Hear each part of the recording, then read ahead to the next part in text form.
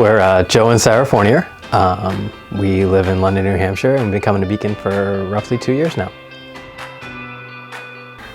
Family looks like for us. We have two girls. We have a 9-year-old, almost 9-year-old, and a 10-year-old. Both of them joined our family, adopted through foster care. We ended up choosing foster care. We had a long period of waiting in our family, and we chose foster care through, we went to a foster love event that was put on through our friends, and we had friends who were foster parents, and we watched their journey, and it inspired us to pursue foster care, originally to do respite for children in foster care, which is another word of babysitting. And then when we got the call, we decided to have children in our home.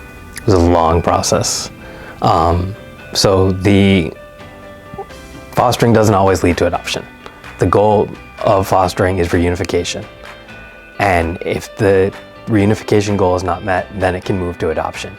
And it's got to be a process for that. With one of our girls, it ended up being 3 years from placement to adoption, which seemed like a long time, but she was with us the whole time, so it was good for her. She didn't have any change with that. With our other daughter, she was in another foster home, then came to us as a pre-adoptive home, but then we had to have her for 6 months before that could happen as well. And then COVID hit, so that delayed everything else. So it was just, it was a process, but in the end it led to our family being created. So Sunny was adopted in 2020. It was probably one of the most amazing days of my whole life. She had no idea really what adoption meant. We just had her learn how to spell her name for the certificate. It was really just a celebration for our whole family. This was kind of one of those moments, and they go around and everyone says their name in the chambers, and it's beautiful, and it's just a celebration. And also in that adoption, there is broken, and there is loss, and there is grief, and there's gratitude, and I think two things can exist, that the gavel doesn't just hit and it is the most beautiful day, but there is a part where I think for us, we want to honor birth families too and hold value to that loss in the day too. And then for our other daughter, she was adopted during COVID, and she had the most perfect little Zoom adoption. And it was awesome because we had biological family join us on Zoom. And so to have her biological family join and celebrate with us, and we had her previous adoptive family come with us. So that filled up our tent in our living room, and then we had a big parade for her.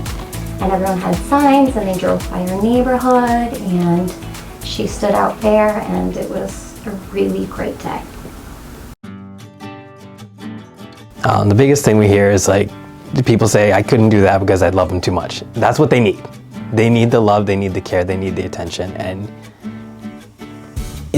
we're not gonna say that it's gonna be easy, but like I said previously, it's all about the kids and focusing on them. And if you're thinking about it, take the next step and start the classes and just get more information so you can make the informed decision about whether or not it's the right choice for you. I would add to that if God is putting something on your heart, to not delay it. Just get licensed. They make all the classes online now really easy. So you're not taking time out that is a lot of time. But there are kids that just need respite or babysitting. There's a bunch of different ways to help foster families. There's lots of organizations. One in particular that I have been doing over the past 4 years is volunteering at Royal Family Kids Camp. It's a free camp for foster kids in New Hampshire. Typically they do have them throughout other states. I've been at the one in New Hampshire, and it's just a week of free camp for the kids to just love on the kids. I love how involved Beacon has been in Roca. they actually were involved in our daughter's sister's lives. So part of the reason why we came to this church is because of this church's involvement in Roca. And it's easy for churches to send money, and that's great and that's lovely, but intentional relationships and discipleships can change generations. And I think it's really special to know that this church has been praying for our family before we've come here. Two things can exist at once. And so our family, there's eternity and there's home now. There is, joy and there's sorrow, there's grief and there's gratitude. And for us, I think the ultimate goal is that we can reflect God's grace. I hope our family can reflect forgiveness and compassion, because that is a really hard thing. People have made some really big mistakes. I hope that in our family, our kids can see through us just redemption.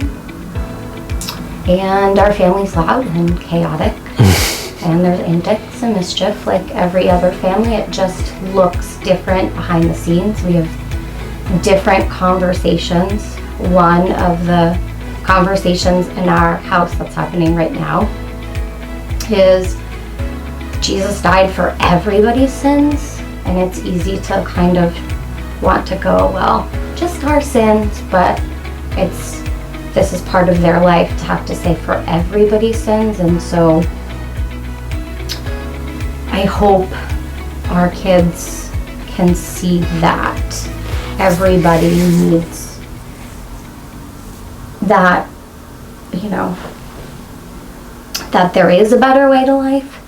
I hope that they see that. I'm Lily. And I'm Sunny. And we're the Fournier family. I now pull some funny faces. I now act like you love each other.